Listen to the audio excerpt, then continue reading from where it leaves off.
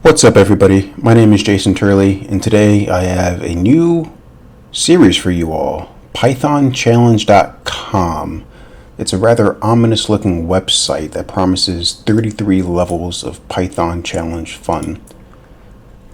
So we scroll down, it says what people have said so far. These sort of things are, in my opinion, the best way to learn a language. It's the best website of the year so far. Addictive way to learn the ins and outs of Python. A must for all programmers. Alright, well, I think I'm sold, so I'm going to click on this link here to get started with the first challenge. Hint.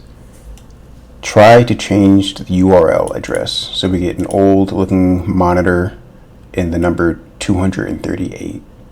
Okay, looking at the URL up above, zoom in a little. pythonchallenge.com/pc def0.html. Alright, so what happens if I change that 0 to 238.html? Hit enter. No, the 38 is a little bit above the 2. Interesting. So going back, okay, so that's not 238. That's 2 raised to the 38th power. So if I open up an interpreter